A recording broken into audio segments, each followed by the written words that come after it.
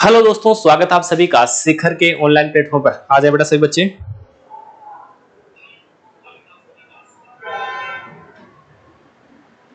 सभी बच्चे आ जाए बेटा। सभी को गुड इवनिंग। आ जाओ। आज का अपना टॉपिक रहेगा प्लांट प्रोपोगेशन, पादप प्रवर्धन। जल्दी से आ जाओ बेटा। Suresh ji good evening. Hari Narayan ji good evening बेटा। सभी को गुड इवनिंग। चलो स्टार्ट करते हैं बेटा। अपना जो सेशन है आपको बता दें बेटा।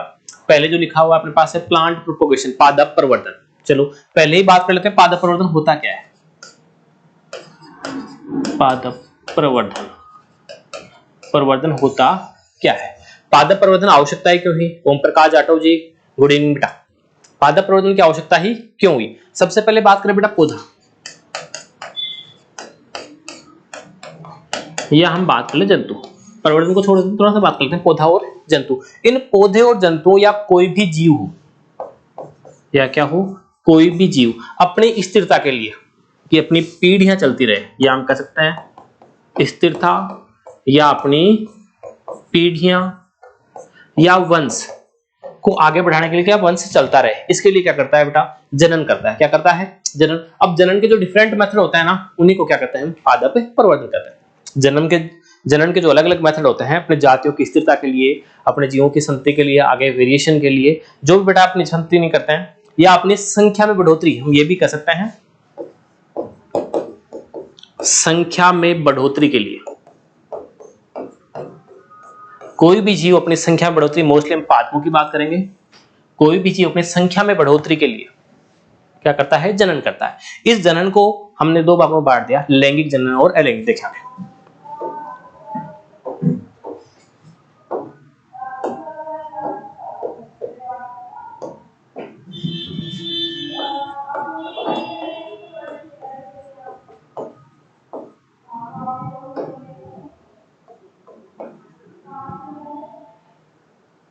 पादप प्रवर्धन।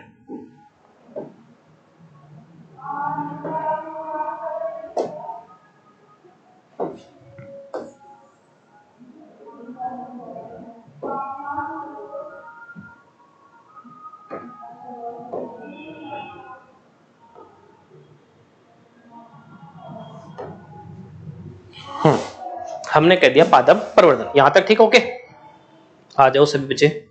पादप प्रवर्धन ये बात है। अब बेटा प्रवर्धन की बात करें, पहले इसकी परिभाषा लिख लेता है, थोड़ा सा अपने आसान रहेगा।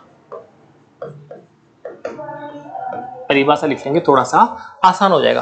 परिभाषा की बात करें तो बेटा पादप प्रवर्धन किसे कहेंगे। हम सीधी सी पौधों की बात करें, पौधे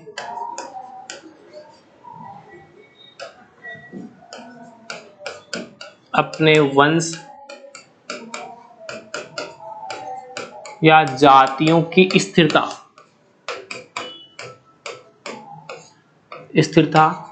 या कह सकते हैं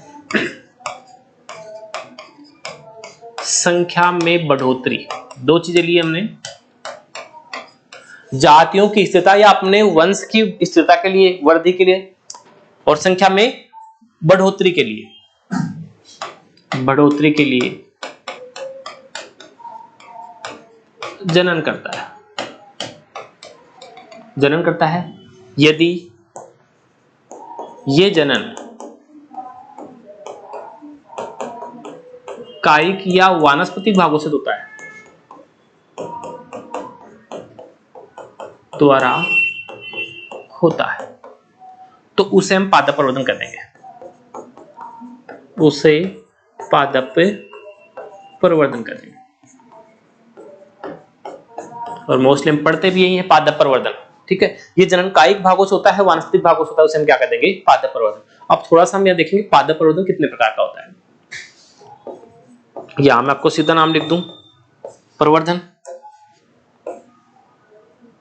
ठीक है, प्रवर्धन के अगर टाइप्स की बात करें बेटा, तो प्रवर्धन मोस्ट ऑफ कितने टाइप का होता है, दो टाइप का होता है। पहला हम बात करें तो उसे कह देंगे हम लैंगिक प्रवर्धन।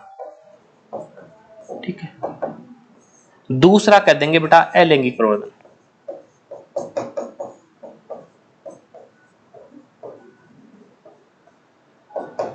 सेक्सुअल रिप्रोडक्शन और एसेक्सुअल रिप्रोडक्शन, दो चीज आ गई अपने पास। प्रवर्धन की बात कर ली, मतलब पौधे अपने जातियों की स्थिरता के लिए, अपनी संख्या में बढ़ोतरी के लिए, वंश की आगे बढ़ाने के लिए जनन करते हैं, उसे क्या कर दिया हमने, पादप प्रवर्धन कर दिया। पादप प्रवर्धन आगे जाके दो भागों में बांट दिया हमने, लैंगिक और अलैंगिक।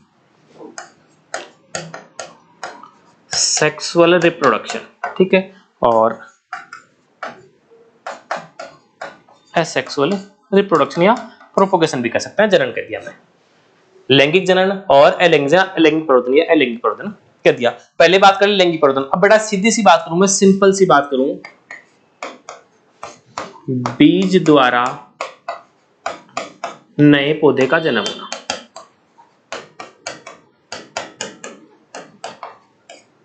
सिंपल सा फॉर्मूला है, बीज द्वारा नए पौधे का जन्म होता है लैंगिक प्रवर्धन, ठीक है। बीज के द्वारा जन्म होता है वो कौन सा हो गया, लैंगिक। वानस्पतिक प्रवर्धन की बात करें तो वानस्पतिक भागों द्वारा,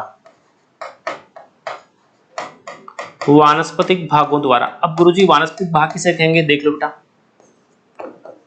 जड़, तना और पत्ती, उसको भी कह सकते हैं।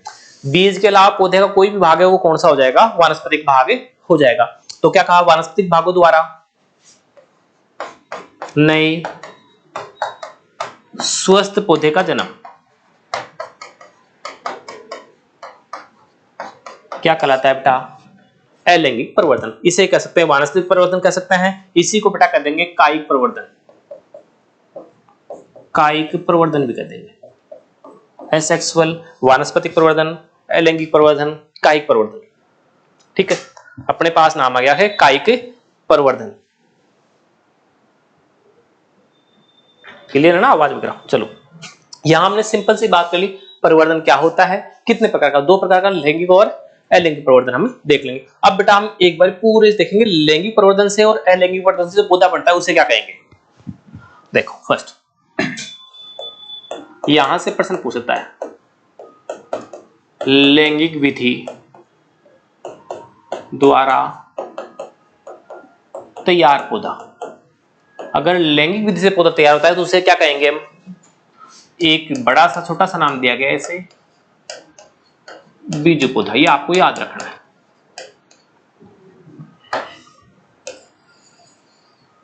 पहला अपना सबसे इजी क्वेश्चन यहां से बन सकता है, लैंगिक विधि से तैयार पौधा क्या कहलाता है, बीज पौधा कहलाता है। Got it. चलो उसके बाद देखें बेटा, वानस्पतिक विधि कह सकते हैं से तैयार पौधा। अब वानस्पतिक में कई विधियां हैं, उसमें से वानस्पतिक भागों द्वारा तैयार होता है, जैसे बेडिंग है, ग्राफ्टिंग, में आगे बताऊंगा आपको। वानस्पतिक से तैयार पौधा उसे हम कह देंगे बेटा सामान्य भाषा में ग्राफ्टेड पौधा कहते हैं। क्या कहते हैं, ग्राफ्टेड पौधा। अब अपने पास दो मेथड थे, लैंगिक मेथड और अलैंगिक मेथड, ठीक है, सेक्सुअल और एसेक्सुअल मेथड। इन दोनों में से हमने एक एक पौधा तैयार कर लिया है, उस तैयार पौधे को हमने कह दिया बीजू पौधा और ग्राफ्टेड पौधा, ठीक है। इस तैयार पौधे को हमने क्या कह दिया, पहले को हमने बीजू पौधा कह दिया, दूसरे को हमने कह दिया ग्राफ्टेड पौधा। यहां तक ठीक।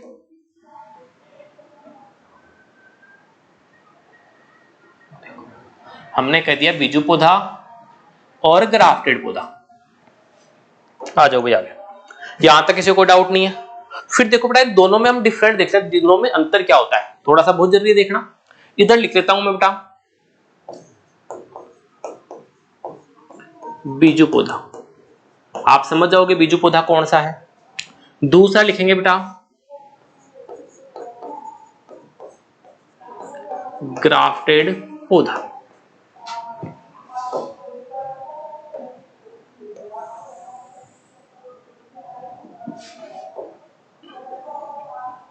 मैंने इक्वल दो पोर्शन कर दिए हैं।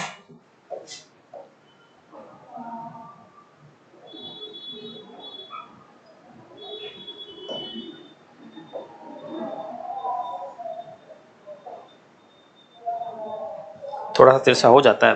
देखो पहले बात करेंगे बीजू पौधा क्या होता है, ग्राफ्टेड पौधा क्या होता है। बीजू पौधा मतलब जैविक विधि से, सॉरी लैंगिक विधि से तैयार है पौधा।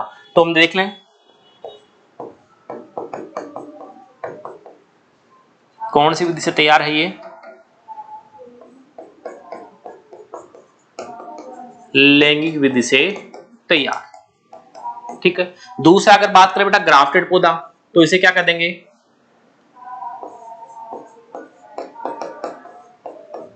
अलैंगिक विधि से तैयार,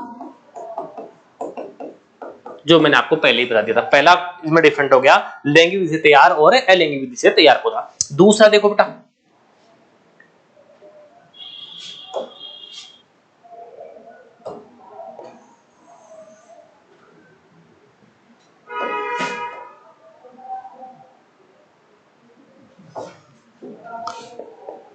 सेकंड क्या हो जाएगा, हमने लैंगिक विधि से तैयार किया, मान लो कोई भी प्लांट है, कोई भी बीज है, पौधा है, हमने बीज से तैयार किया है। जो बीज से तैयार पैदा होता है वो बीजू पौधा होता है। बीजू पौधा हमेशा ही मजबूत होता है बेटा, वातावरण की विपरीत परिस्थितियों को सहन करने की कैपेसिटी ज्यादा होती है। तो देखो हम यहाँ अलैंगिक विधि से कहेंगे, सीधा सा कहते हैं बीजू पौधा, बीजू पौधा जैविक और अजैविक दो चीजें हैं, जैविक और अजैविक। तनाव लिख दूं मैं, स्ट्रेस को, तनाव को आसानी से सहन कर लेते हैं। ठीक है, पहली चीज हमने पढ़ी, जो बीजू पौधा है वो जैविक और अजैविक, बायोलॉजिकल, बायोटिक और एबायोटिक दोनों स्ट्रेसों को आसानी से सहन कर सकता है। मतलब वातावरण की विपरीत परिस्थितियां हो तो भी सहन करता है, कीटों और रोगों का प्रकोप भी क्या होता है, कम होता है। एग्जाम्पल के तौर पर बात कर लेंगे, वातावरण की विपरीत परिस्थितियां और कीट रोग, इनको आसानी से सहन कर जाता है। मतलब हम कह सकते हैं कीटों और रोगों का इसमें प्रकोप होता ही कम है। तो ये कौन सा हो गया, बीजू पौधा हो गया। दूसरा देखो बेटा ग्राफ्टेड पौधा है, क्या होगा, ग्राफ्टेड पौधा जैविक और अजैविक तनाव को सहन नहीं कर सकता। अब देखो बेटा आपको चीज एक पता करूंगा, जैसे अपने एक तो देसी गाय है, नागौरी गाय है, ठीक है, एक अपन लेके आएंगे होलिस्टन। अब होलिस्टन गाय क्या है, वातावरण की उत्पादन उसका ज्यादा है, उत्पादन उसका ज्यादा है, लेकिन वातावरण की विपरीत परिस्थितियों को सहन नहीं कर सकती। तो ध्यान रखना, मैं जर्सी की बात नहीं कर रहा हूँ, होलिस्टन की बात कर रहा हूँ। होलिस्टन क्या है, वातावरण की विपरीत परिस्थितियों को सहन नहीं कर सकती, उत्पादन उसका ज्यादा है। ऐसे ही क्या है, जो लैंगिक पौधा है वो देसी की तरह है, और ये क्या ग्राफ्टेड क्या है, विदेशी पौधा है। मतलब इसका उत्पादन तो ज्यादा होगा, लेकिन इसके वातावरण को सहन करने की क्षमता क्या होगी, कम होगी। तो ये कौन सा हो गया अपना, जैविक और अजैविक तनाव हो गया। देखो नेक्स्ट देखें, तीसरा, अब तनाव सहन कर लिया, कोई बात नहीं बेटा। जो बीजू पौधा होता है गुणों में मात्र पौधे के समान, मैं आपको एक चीज पूछूंगा, गुणों में मात्र पौधे के समान होता है या नहीं होता है, ये बता दे मेरे को आप। गुणों में मात्र पौधे के समान होगा या नहीं होगा, एक होगा एक नहीं होगा। अगर हम बीज लगाएंगे, जैसे हमने पेड़ था अपने पास, कोई भी पेड़ है अपने, हमने उसका बीज लगा दिया, क्या वो एज इट इज उस पेड़ के समान दिखाई देगा, उसमें वेरिएशन आएगा, चेंजेस होगा। दूसरा, अगर किसी पौधे की टहनी लगाते हैं तो चेंजेस होगा या वैसे के वैसे गुण होंगे उसमें। काफी बच्चों के जवाब आ गए हैं। सुरेश जी कह रहे हैं होगा समान, अच्छा समान होगा, कोई नहीं। ओम प्रकाश जी, ओम प्रकाश मेहरा, नहीं होगा। देखो बेटा मैं बता दूं आपको, ये गुण मात्र पौधे के समान नहीं होता है। पहली चीज, जब भी हम बीज लगाते हैं, बीज से नया पौधा तैयार करते हैं, वो गुणों में उसके समान नहीं होता है। या तो गुण क्या हो जाएंगे, उसके कम हो जाएंगे, या हो सकता है थोड़ा बहुत वेरिएशन होकर बढ़ भी जाए, लेकिन सामान्य कंडीशन क्या है, मात्र पौधे के समान नहीं होता। जबकि इस विधि से तैयार, ये हम कह सकते हैं यह है पौधा गुणों में मात्र पौधे के समान होता है, समान होता है। तभी तो हम ग्राफ्टिंग करते हैं, बडिंग। राखी चौधरी कह रहे हैं बेटा नहीं होगा, काफी बच्चों के बीच में भी आंसर आए हैं, मैंने पढ़ा है। लास्ट में राखी चौधरी नहीं होगा। चलो, यह पौधा गुणों में मात्र पौधे के समान होता है, समान होता है तभी तो हम ग्राफ्टिंग करते हैं। अच्छे गुणों वाला पौधा होगा उसकी कोई टहनी लेते हैं हम और हल्के गुणों वाले पे लगा देते हैं, मतलब उसकी क्वालिटी क्या होगी, बढ़ गई। जो नया पौधा बनेगा ना वो किसके समान होगा, ग्राफ्टिंग पौधे, मतलब जो अच्छे गुणों वाला पौधा उसके समानता रखेगा। तो जो ग्राफ्टेड पौधा होता है वो गुणों में समानता रखता है, जो ग्राफ्टेड नहीं होता है वो समानता नहीं रखता, उसमें वेरिएशन आ जाता है। चलो अगला देखते हैं बेटा। फिर हमने बात कर ली, उत्पादन की बात करते हैं। किसकी बात करते हैं, उत्पादन। अब ये पौधा है, उत्पादन बेसिकली आपको पता है बीज द्वारा लगाएंगे तो उत्पादन कम होगा, अगर उत्पादन अधिक होता तो हम ग्राफ्टिंग की जरूरत ही नहीं पड़ती। तो क्या करेंगे,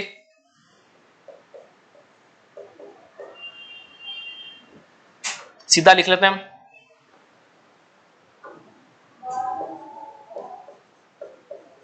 उत्पादन देरी से प्राप्त होता है। पहली चीज, उत्पादन देरी से प्राप्त होता है, ठीक है। इसमें उत्पादन क्या होगा, शीघ्र। जैसे पूछा रहना पपीता नहीं, कोई भी फ्रूट की किस्में ले लो, जो देसी किस्में है जिनमें कोई वेरिएशन नहीं है, कोई चेंजेस नहीं है, देसी विधि है, बीज द्वारा लगाएंगे, वो बीज द्वारा लगाने वाला पौधा होता है वो काफी सालों बाद उत्पादन देगा। मतलब आम के पौधे की बात कम से कम 5 साल लगे, पेड़ लगाएंगे कम से कम 3 साल 4 साल लगे। ऐसे ग्राफ्टिंग की बात करें, जो ग्राफ्टेड पौधा लेके आते हैं वो 1 साल में फल देना प्रारंभ करते हैं। जैसे आजकल फेमस चल रहा है राजस्थान में थाई एप्पल का, थाई एप्पल अपने बेर की किस्म है एक, वो बड़ी फेमस है, वो 1 साल में उत्पादन देना प्रारंभ कर देती है। मतलब ग्राफ्टेड पौधा उत्पादन शीघ्र देता है और ये उत्पादन क्या होता है, देरी से देता है। लिख लें, ग्राफ्टेड पौधा उत्पादन देरी से शीघ्र देता है, शीघ्र देता है। मतलब इसमें फलन क्या होता है, शीघ्र होता है। कोई बात नहीं गुरुजी, फलन तो हो जाएगा, कोई नहीं। अगला देखो बेटा, फलन हो गया, कोई नहीं, थोड़ा सा नीचे कर देते हैं इसको, ओके। अब देखो जो लास्ट है सबसे इंपॉर्टेंट, फलन हो गया। उत्पादन की बात करें, इन दोनों में से उत्पादन ज्यादा किसमें होगा, तो गुरुजी लैंगिक बीजू पौधा है, उत्पादन बेसिकली कम ही होगा, और जो अलैंगिक है या ग्राफ्टेड पौधा है उसमें उत्पादन क्या होगा, ज्यादा होगा। तो देख लो,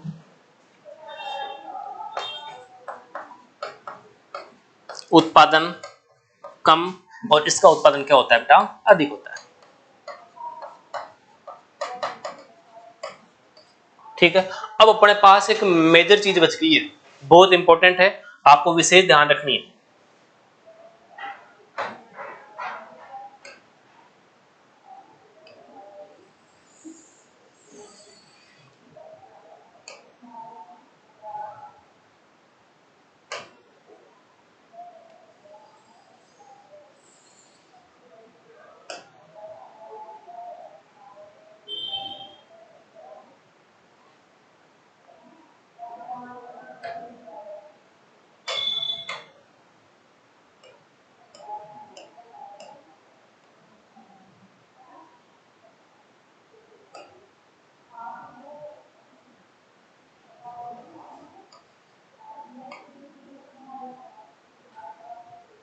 थोड़ा सा क्या वेरिएशन, ये भी ग्राफ्टेड पौधा है, बीजू पौधे की तरह ही है। हाँ अब ठीक है मामला,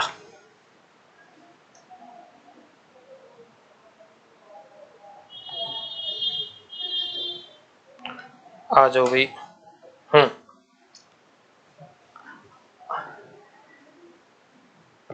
अगला जो अपना लास्ट पॉइंट रहेगा इसमें ये है, देखें मैं लाइन कर देता हूं एक बार,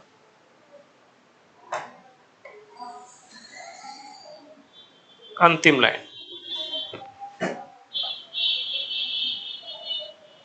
बात करते हैं बीजू पौधे की और ग्राफ्टेड पौधों की, ठीक है। अब एक चीज पूछूं मैं, ये पूछ लो, मान लो पर्सन पूछ ले या मैं पूछता हूं, कौन सी विधि द्वारा नई किस्म का विकास संभव है। मैं कह रहा हूं पादप प्रवर्धन की लैंगिक विधि या अलैंगिक विधि, कौन सी विधि द्वारा नई किस्म का विकास किया जा सकता है, बताएं। नई किस्म का विकास कौन से मेथड से कर सकते हैं,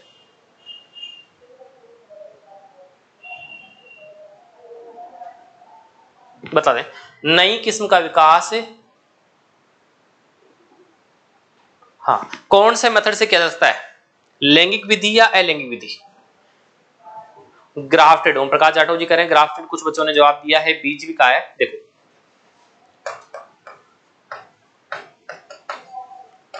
नई किस्म का विकास संभव है मतलब क्या है इसका, लैंगिक विधि द्वारा या बीज द्वारा पौधा तैयार करते हैं तो नई किस्म विकसित की जा सकती है, नई किस्म का विकास किया जा सकता है। लेकिन जो ग्राफ्टेड पौधा है, नई किस्म का विकास नहीं किया जा सकता। कभी भी हम वानस्पतिक प्रवर्धन से फलों में नई किस्म का डेवलपमेंट नहीं कर सकते, नई वेराइटी रिलीज नहीं कर सकते। ध्यान रखना ओम प्रकाश जी। बीजू पौधे द्वारा या हम कह सकते हैं बीज द्वारा नए पौधे का विकास संभव है या नई किस्म का विकास संभव है। ग्राफ्टेड द्वारा नई किस्म का विकास संभव नहीं है। हम पौधे खूब सारे बना सकते हैं लेकिन नई किस्म रिलीज नहीं कर सकते हैं। यहां तक ओके है? चलो नेक्स्ट देखते हैं। अब दो दो तीन तीन लाइन इंपोर्टेंट देखेंगे।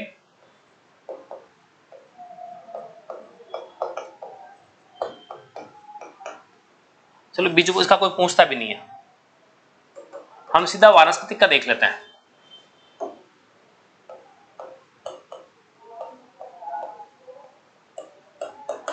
ग्राफ्टेड पौधे नहीं कर सकते हम ये कह देते हैं अलैंगिक विधि के लाभ क्या क्या है। अलैंगिक विधि से अपने को क्या लाभ मिल सकता है या ये मेथड अपनाएंगे तो अपने फायदा क्या होगा। अलैंगिक विधि का अपने को क्या लाभ मिल सकता है। देखो पहली चीज, नई किस्म का विकास नहीं कर सकते, ये तो हानि है। गुणों में समान होता है, ये इसका क्या है, लाभ है। ठीक है। हाँ अब देखो एक मेजर चीज बताऊं, कुछ पौधे ऐसे होते हैं या कुछ फल वृक्ष ऐसे होते हैं जिनमें बीज नहीं बनता। जैसे हम बात करें सामान्य आलू की बात कर ले बेटा, गन्ना की बात कर ले, ठीक है, इसके बाद बात कर ले हम केला की, तो इनमें सामान्य बीज बनता ही नहीं। हमें दिखाई देता बनता तो भी हम मोस्टली यूज नहीं करते, इनमें बीज दिखाई देता है। तो ऐसे पौधे जिनमें बीज नहीं बनता, ऐसे पौधे जिनमें बीज नहीं बनता, उनका वानस्पतिक विधि द्वारा प्रसारण आसानी से हो जाता है।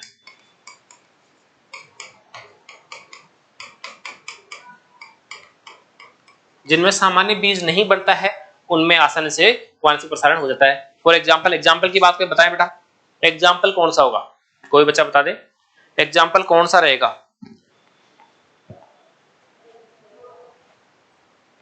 एग्जाम्पल कौन सा रहेगा, जल्दी से बता दे। सुरेश जी ने कह दिया है माधव सिंह जी बता रहे हैं आम। बेटा आम कहां से आएगा, आम में तो बीज होता है, बहुत बड़ा होता है आम का तो बीज। हरिनारायण जी बता रहे हैं बीज। बेटा बीज तो सही है आपकी बात, लेकिन किसका, जिसमें बीज नहीं बढ़ता उसका उदाहरण। हरिओम जी बता रहे हैं केला। राखी चौधरी बता रहे हैं केला, बनाना, मैंगो। देखो बेटा सीधी सी बात करें उदाहरण की, तो ऐसा उदाहरण है बेटा केला।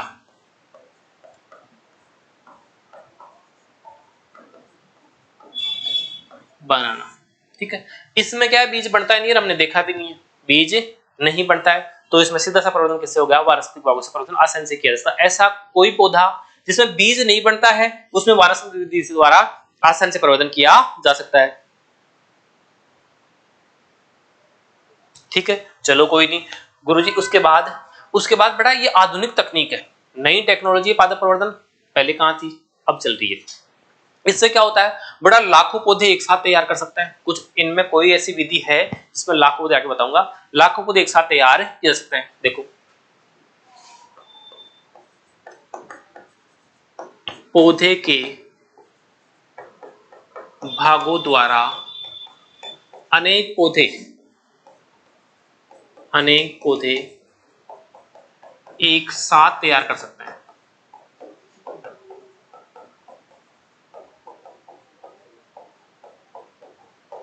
अनेक पौधे एक साथ तैयार कर सकते हैं। वानस्पतिक भागों द्वारा क्या करेंगे, कोई भी एक पौधा लिया, कोई भी एक भाग लिया, हम लाखों पौधे एक साथ तैयार कर सकते हैं।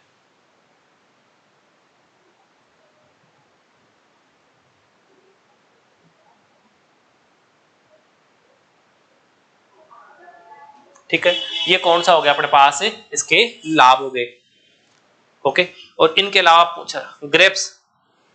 बेटा ग्रेप्स में बीज होते हैं, कुछ किस्में ऐसी है जिनमें बीज नहीं होते हैं, ग्रेप्स में अंगूर में बीज होते हैं। प्रवर्धन तो वानस्पतिक प्रवर्धन कर सकते हैं, लेकिन ग्रेप्स में बीज होते हैं, अंगूर में बीज होते हैं। ओम प्रकाश बेटा अंगूर में बीज होते हैं। आपने किसमिस देखा है बेटा, किसमिस एक प्रोसेसिंग चीज है, उसमें नहीं होते, लेकिन अंगूर में बीज होते हैं।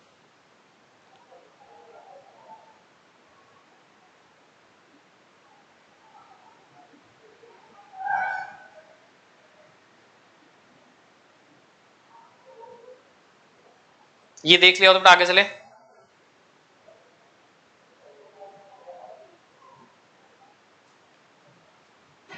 चलो नेक्स्ट हम बात करते हैं, यही देख लेते हैं।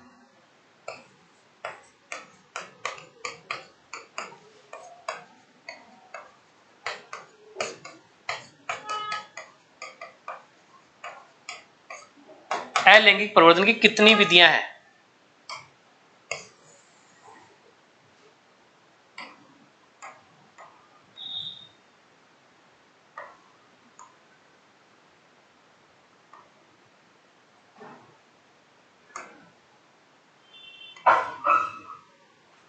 देखो अलैंगिक की विधियां कितनी है, सामान्य मैं आपको नाम बता दूं। राखी चौधरी बता रहे हैं बेटा 7 विधियां हैं। चलो देखो मैं बताता हूं आपको। फर्स्ट विधि, जो पहली विधि है वो है बेटा कलम, है जिसे हम कहेंगे कटिंग। Got it. दूसरी विधि देखो बेटा,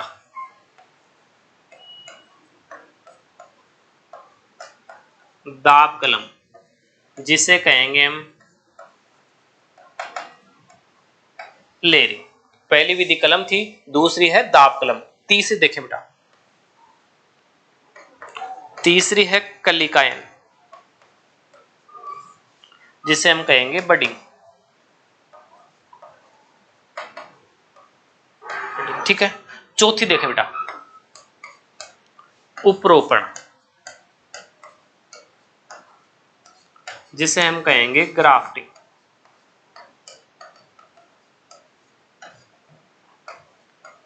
पांचवी है उत्तक संवर्धन, जिसे कहेंगे टिश्यू कल्चर।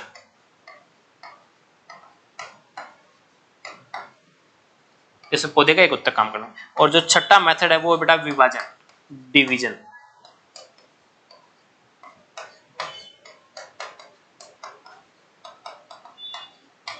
ठीक है, देख ले मैंने 6 मेथड बताए हैं, कलम, दाब कलम, कलिकायन, उपरोपण, उत्तक संवर्धन, और लास्ट बताया मैंने आपको विभाजन।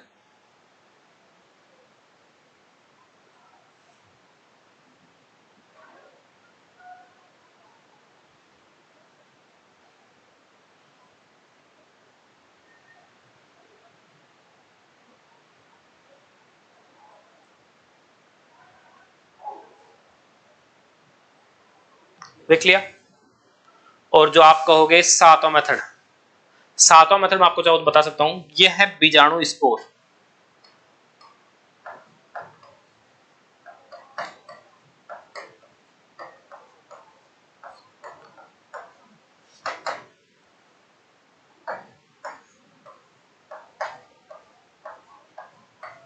स्पोर से, और मैं आपको यही बता दूं, बीजाणु स्पोर में से हमें एक ही याद रखना है बेटा, मशरूम। ये सेवालों में, कवक में, इनमें होता है, लेकिन फसलों की बात करें तो मशरूम में होता है। किसकी बात कर ले हम? मशरूम की। आप सबने देखा, हमने बात की अलैंगिक विधि, हमने बात की अलैंगिक विधि की, अलैंगिक प्रवर्धन की विधियां कौन सी है, इसके लाभ क्या थे, विधियां क्या है, यहां तक देख लिया सबने। हम आगे शुरुआत करने जा रहे हैं फर्स्ट जो अपना मेथड है उसकी।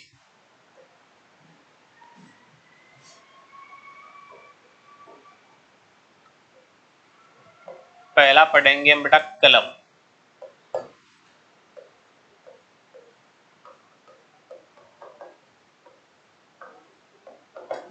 कटिंग।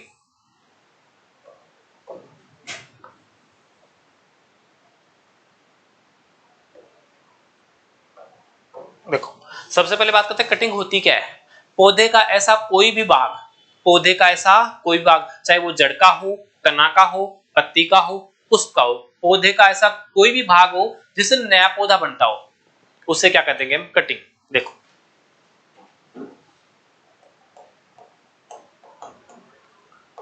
पौधे के किसी भी भाग, कोष्टक में लिखना आपको, जड़, तना, पत्ती, पुष्प, पौधे के किसी भाग की, हम शाखा ले लें, पत्ती ले लें, कुछ भी ले लें, आगे और बताऊंगा मैं। पौधे के किसी भाग की हम क्या करते हैं, जैसे मान लो ये अपने पास प्लांट है कोई, ये प्लांट है, इसकी कोई शाखाएं हैं, इस पर पत्तियां लगी,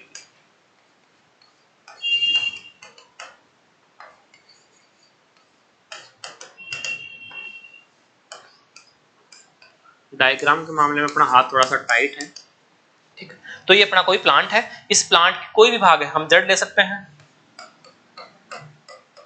तना ले सकते हैं, पत्ती ले सकते हैं, पुष्प ले सकते हैं। हमने क्या किया, ये टहनी काम में ले ली, मोस्ट हम क्या करते हैं, हम टहनी काम में ले ली। हम कोई भी टहनी काटेंगे, कलम बात कर रहे हैं किसकी, कलम की, तो हम कोई भी टहनी काटेंगे तो उस टहनी की लंबाई क्या होगी, पहली इंपॉर्टेंट लंबाई क्या होगी, इसकी गोलाई, मोटाई, व्यास कितना होगा, ठीक है। पहली चीज देख लो, मैं आपको सिद्ध करता हूँ। यहां से हमने क्या किया, टहनी काट ली, इस टहनी की साइज होगी बेटा, यही देख लेना, 22.5 सेंटीमीटर। इसकी जो गोल व्यास होगा, मोटाई होगी, वो कितना होगा, 1 से 2 सेंटीमीटर। कोई भी पौधे का भाग या कोई भी पौधे की शाखा, जड़, तना, पत्ती, पुष्प, कुछ भी हो सकता है। पुष्प तो इतना लंबा सेंटीमीटर कहाँ होगा, लेकिन हम बात करें जड़ और तना की बात करें, कोई भी टहनी की बात करें, तो 22.5 सेंटीमीटर क्या होगी लंबाई की होगी, 1 से 2 सेंटीमीटर व्यास की होगी। कोई भी टहनी ले ली, देखो हमने ये टहनी ले ली, जिसका व्यास बता दिया आपने कितना, 22.5 सेंटीमीटर, इस व्यास के लिए हम ऊपर से इसको हमेशा तिरछा काटेंगे, ये आपको मैं बता दूं भी।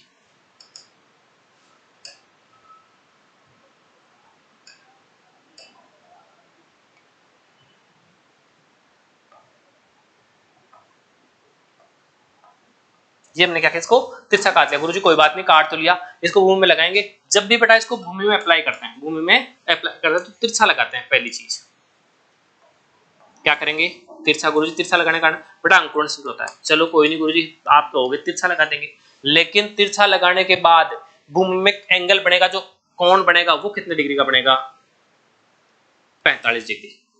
भूमि और जो कलम है उसके बीच का एंगल कितना होगा, 45 डिग्री का एंगल हो जाएगा। गुरुजी कोई बात नहीं, आप कह रहे हो तो मान लेते हैं। हमने क्या किया, 45 डिग्री का एंगल बना दिया। उसके बाद बेटा देखो, जो 1/, आपको दिख रहा है नीचे वाला भाग ज्यादा है, ऊपर वाला भाग क्या है, कम है, तो 1/3 भाग तो कहां रहेगा, ऊपर रहेगा। 2/3 भाग कहां रहेगा, नीचे रहेगा। हम कह सकते हैं लगभग 66% पार्ट तो कहां रहेगा, भूमि के अंदर, और लगभग 33% पार्ट कहां रहेगा, भूमि के बाहर। 34 भी मान सकते हो। तो ये क्या कर दिया हमने, कलम। पौधे के किसी भी भाग की 22.5 सेंटीमीटर लंबी, 1 से 2 सेंटीमीटर व्यास वाली कोई शाखा लेते हैं, भूमि में लगाते हैं, एंगल होगा 45 डिग्री का। 2/3 भाग भूमि के नीचे होगा, 1/3 भाग भूमि से बाहर होगा। और जब इससे नई पौधे की पत्तियां, मतलब यहां से रूट, जब नई जड़ें निकलना प्रारंभ हो जाती है और यहां से नई पत्तियां,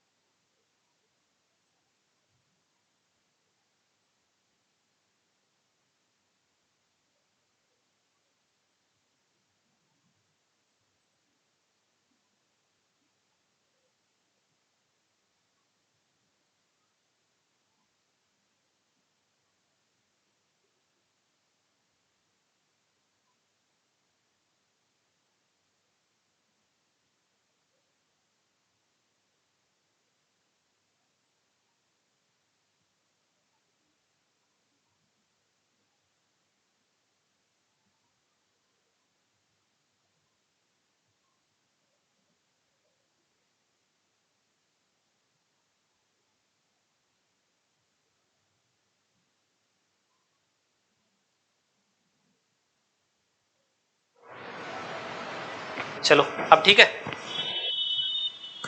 देखो ये अपना क्या था, कोई पौधा था, पौधे के किसी भाग की जड़ तना पत्ती कोई भी पार्ट ले लेंगे, उसमें 22.5 सेंटीमीटर लंबाई की और 1 से 2 सेंटीमीटर व्यास वाली कोई भी हम शाखा लेंगे। शाखा लेने के बाद क्या करेंगे, शाखा लेकर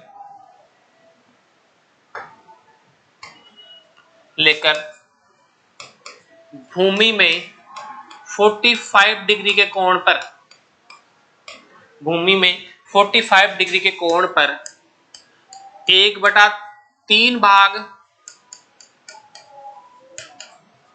भूमि से बाहर तथा 2/3 भाग भूमि के अंदर रखा जाता है।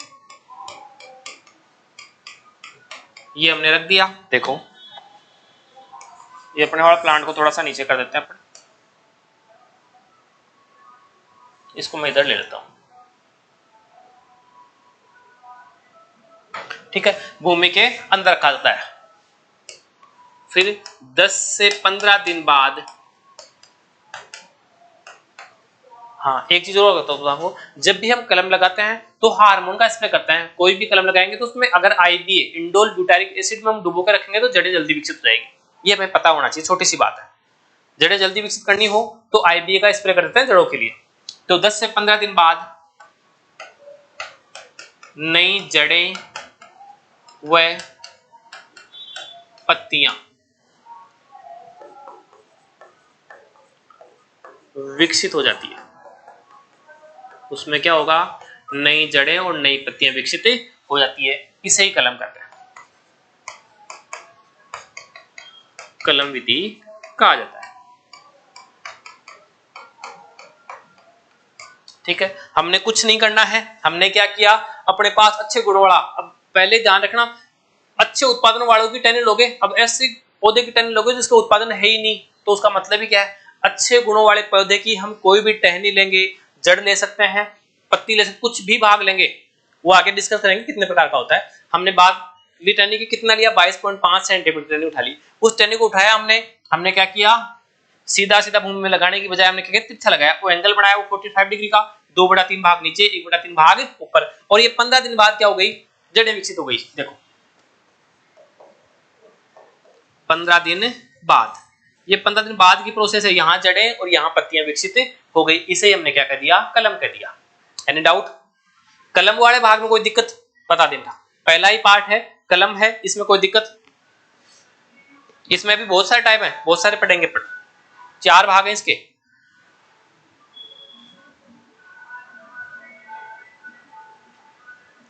यहां तक ओके हो बेटा, बता दो, आगे चले या फिर इसको दोबारा बताओ। अगर यहां तक ओके हो, आपका सबका एग्री है, आप समझ में आ गया हो तो आगे चले, जल्दी से बताते बता। सुरेश जी करें ओके, ओके बेटा। हरिनारायण जी ओके, माधव सिंह ओके, राखी चौधरी ओके, हरीश जी ओके। चलो सभी बच्चों का जवाब आ गया, ओके। ये अपना पहला मेथड था कटिंग। कटिंग का मतलब अच्छे गुणों वाला कोई पौधा होगा, उससे एक टहनी काटेंगे, जमीन में लगा देंगे, एंगल होगा 45 डिग्री का, 2/3 भाग 66% नीचे होगा, 1/3% ऊपर भाग ऊपर होगा, 33% ऊपर होगा, और 15 दिन तक छोड़ देंगे। जब नई पत्तियां निकल गई मतलब अपनी कलम तैयार हो गई। चलो देखो बेटा, फिर देखते हैं बेटा कलम के प्रकार।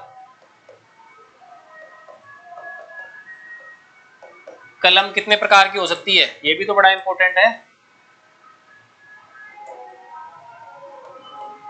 कलम मुख्यतः कितने प्रकार की होती है बेटा, हम 3 प्रकार की पढ़ेंगे, पढ़ तो ज्यादा भी सकते हैं क्योंकि जितने पौधे, जड़, तना, पत्ती, पुष्प, कुछ भी हो सकता है। हम 3 ही प्रकार की पढ़ेंगे। पहला देखो, पहला पढ़ लेते हैं अपन जड़ कलम, इसे कहेंगे रूट कटिंग। पहला कौन सा पढ़ लेंगे हम,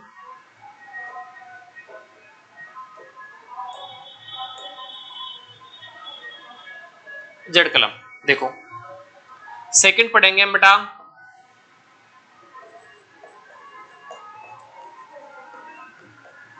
पत्ती कलम।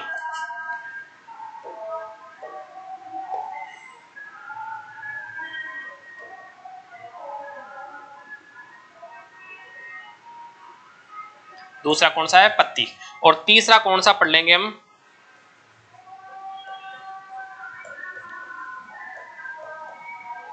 तनाकलम।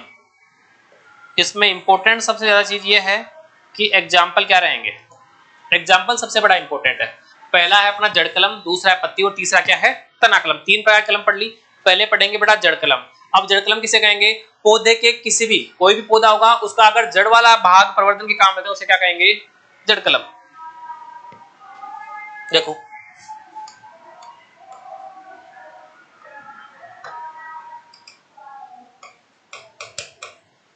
पौधे के जड़ का भाग नए पौधे तैयार करने या प्रवर्धन के लिए काम लिया जाता है। प्रवर्धन के लिए काम लिया जाता है उसे क्या कह देंगे जड़ कलम। सोनू चौधरी जी कह रहे हैं ओके सर। अच्छा मैंने देखा नहीं, चलो कोई नहीं बेटा। जड़ कलम देखो पौधे के जड़ का भाग जो नया पौधा डेवलपमेंट के लिए काम में लेते हैं उसे क्या कर दिया हमने जड़ कलम कर दिया। बेटा यहां देख लो लंबाई, वैसे तो मैंने सामान्य बता दी है फिर भी मैं और बता देता हूं। इसकी लंबाई कितनी लेंगे,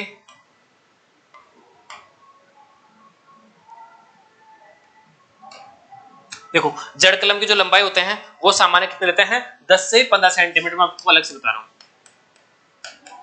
कितनी लेते हैं 10 से 15 सेंटीमीटर तो क्या लेंगे इसकी लंबाई ले लेंगे। ठीक है दूसरा देखो बेटा इसका जो कटिंग का जो कलम ली थी हमने उसका व्यास कितना होगा 0.5 से 1 सेंटीमीटर व्यास की होगी ये। ठीक है दोनों चीज देख ली हमने।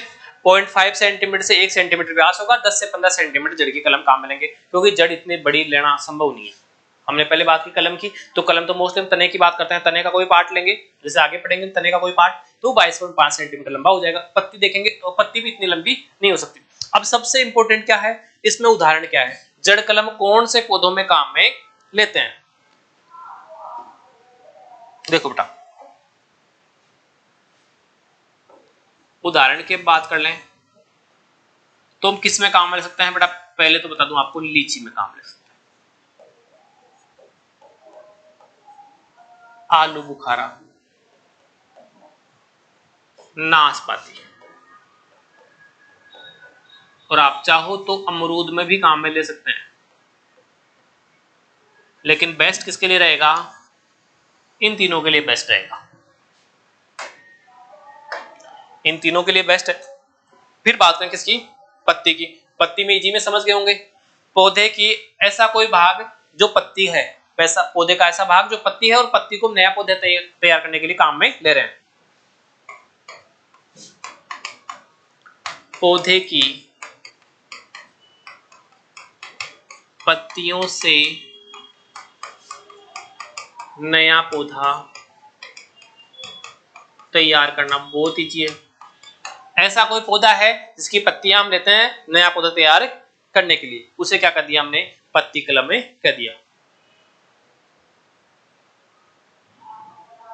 चलो यहां बात करें गुरुजी कोई नहीं। अब बेटा मैं बता दूं आपको ये कौन से पौधों में लेते हैं, ऐसे पौधे जिनका क्या होता है मजबूत प्रजाति के होता है, मतलब वातावरण की विपरीत परिस्थिति आती है जब पूरा जिनका भोजन होता है कार्बोहाइड्रेट होता है, अंकुरण के लिए या जड़ें विकसित करने के लिए नई पत्तियां विकसित करने सबसे इंपॉर्टेंट चीज है कार्बोहाइड्रेट। जो पौधे की पत्तियां होती है देखो ये अपना पौधे का भाग था पत्ती, ये कौन सा भाग है पत्ती। तो हम हर किसी की नहीं है, जैसे बोलेंगे आम की पत्ती लेके नया पौधा लगा देंगे, नहीं बनेगा। आम की पत्ती से नया पौधा नहीं बनेगा, पपीता की पत्ती से नया पौधा नहीं बनेगा। ऐसी पत्तियां पत्ती की विशेषता होनी चाहिए। देखो मोटी होगी, मांसल होगी, या हम कह सकते हैं इसमें कार्बोहाइड्रेट एकत्रित होता है, कार्बोहाइड्रेट एकत्रित होता है। ऐसी पत्ती जो मोटी हो, मांसल हो और जिसमें कार्बोहाइड्रेट एकत्रित हो जाए।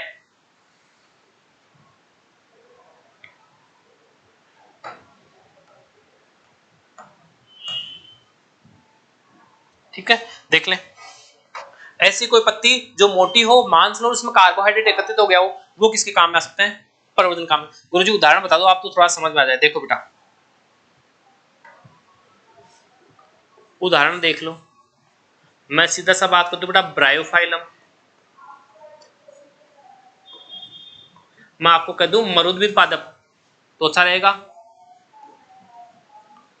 मरुद्भिद पादप। और मैं आपको एग्जाम्पल के लिए एक नाम और दे दूं, बिग्नोनिया। पूछ ले तो कौन सा दे दिया,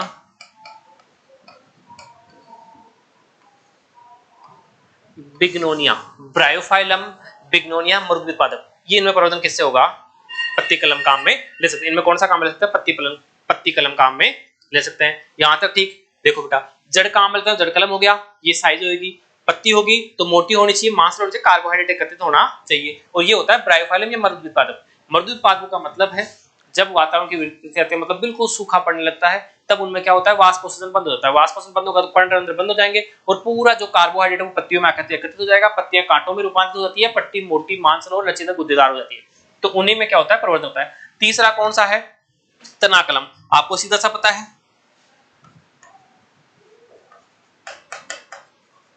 पौधे के तने का भाग या कोई भी टहनी, या हम कह सकते हैं टहनी, प्रवर्धन के रूप में उपयोग करना, उपयोग करना क्या कहलाता है, तनाकलम कहलाता है।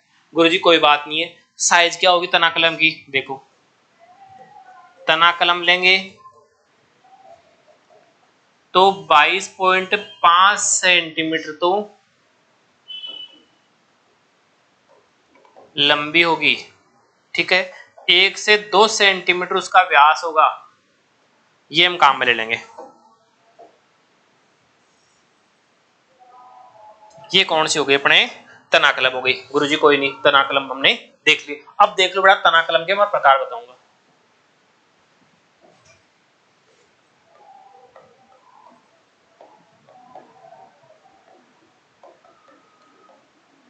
तनाकलम के प्रकार, कोई बताएगा मुझे तनाकलम के कितने प्रकार होते हैं।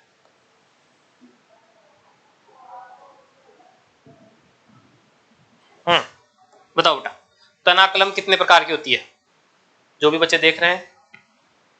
162 162 लोग देख रहे हैं जैसा कि मेरे को दिख रहा है, जवाब दे जल्दी से।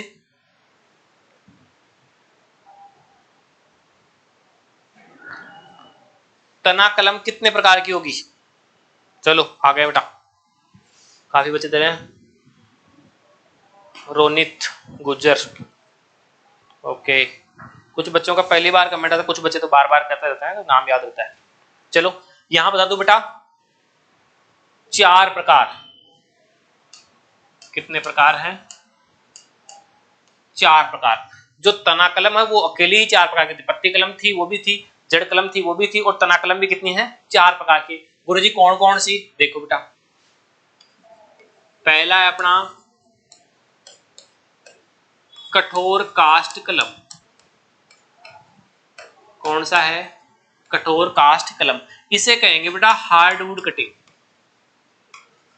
हार्डवुड कटिंग, कठोर काष्ठ कलम हार्डवुड कटिंग कर देंगे। देख लो पहला अपने प्रकार हो गया कौन सा, हार्डवुड कटिंग। गुरुजी कोई नहीं, हार्डवुड कटिंग। अब ये आपको पता होना चाहिए, जो हार्डवुड कटिंग होती है उसमें जो तना होगा कटिंग काम में लेंगे, तने का पार्ट ही काम है, तना लिखा हुआ है, तने का भाग काम लेंगे। तने का पार्ट बड़ी लकड़ी बड़ी हार्ड होती है, लकड़ी क्या होती है, हार्ड होती है। इससे थोड़ा सेमी हार्डवुड होगा, मतलब अर्ध कठोर होगी तो थोड़ी कम हार्ड होगी, फिर मुलायम होगी तो थोड़ी लचीली होगी, फिर साथ ये मतलब बिल्कुल ही सॉफ्ट है। ये 4 ही प्रकार होंगे। कठोर काष्ठ कलम मतलब थोड़ी सी हार्ड है, थोड़ी सी अर्ध कठोर होगी तो थोड़ी कम काष्ठ होगी।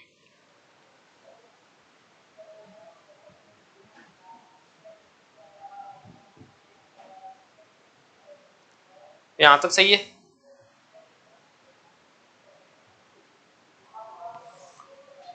हम सीधी सी बात कर लें बेटा, उदाहरण है ये सबसे ज्यादा पूछा जाता है, इसको तो स्टार लगा लो आप चाहो तो।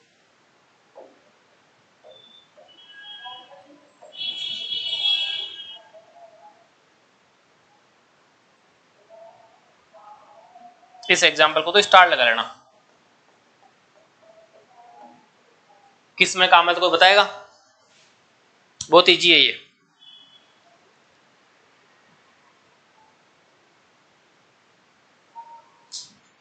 हार्डवुड कटिंग बहुत इजी है।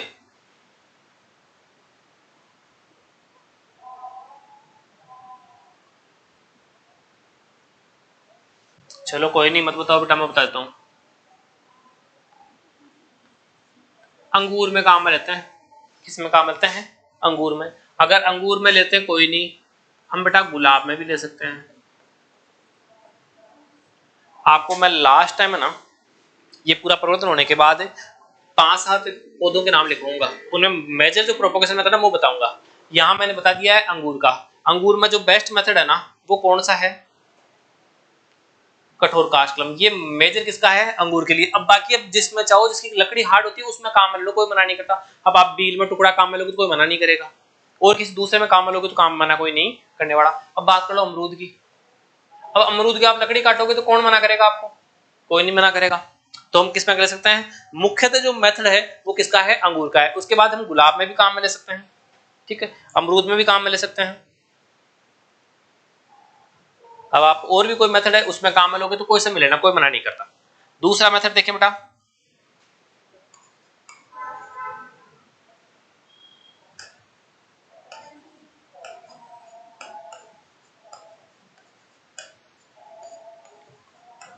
मध्यम कठोर कास्ट कलम। मध्यम कठोर कास्ट कलम, इसे कहेंगे बेटा semi hardwood, hardwood cutting. Semi hardwood cutting कहते हैं इसको।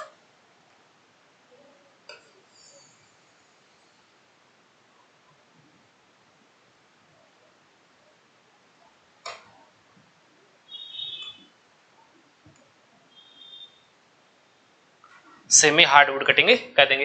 गुरुजी कोई नहीं, थोड़ी सी सॉफ्ट होगी तो उसे क्या कह देंगे? Semi hardwood cutting. किसमें काम लेंगे बेटा? एग्जांपल देखो, अनार में ले लेंगे, अंजीर में ले लेंगे, आप चाहे तो नींबू में ले लें, नाशपाती में ले लें। और नाशपाती मोस्टली बेटा जड़ काम में लेते हैं ना। नाशपाती में मुख्यतः जड़ काम में लेते हैं। इनमें हम क्या कहते हैं? आम अनार। राकेश जी बता रहे हैं आम और अनार, बिल्कुल बेटा किसी में भी ले सकते हैं। सॉफ्ट जिसकी थोड़ी सी लचीली हो, थोड़ी सी क्या हो? लचीली, मतलब हरापन हो उसमें, तो उसे क्या कर दिया हमने? Semi hardwood cutting. तीसरे देखो,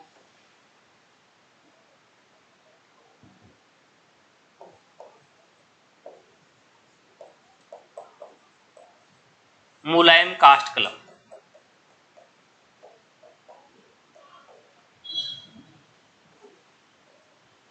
इसे कर दिया हमने सॉफ्ट वुड कटिंग। क्या कर दिया हमने? Soft wood cutting. गुरुजी इसमें किसमें लेंगे? देखो बेटा,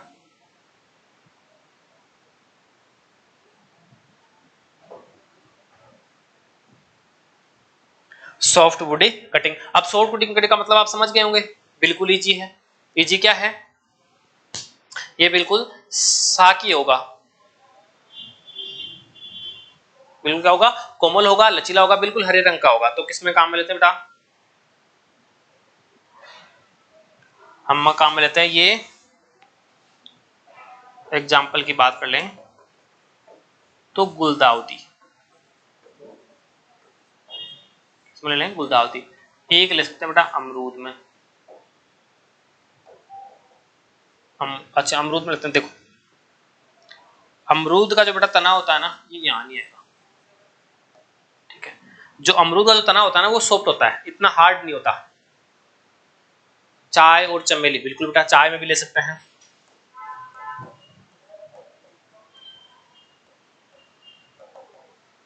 चाय और जेसमिन में भी ले लेते हैं। चलो अब अपने पास जो आता है चौथा मेथड, डी,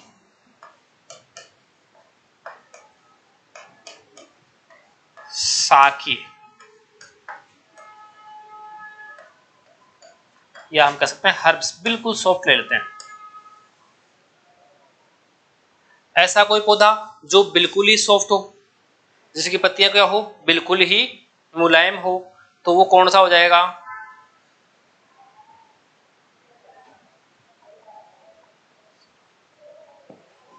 तो कौन सा ले लिया हमने, कोलियस होगा। बिल्कुल सॉफ्ट हो, पत्तियां बिल्कुल लचीली हो, तो कौन सा हो गया, कोलियस। हमने पढ़ा कौन सा, कलम। कलम किसे कहेंगे, पौधे का ऐसा कोई भी भाग, और आपको बता दो इंपॉर्टेंट, ये बड़ा याद रखना है,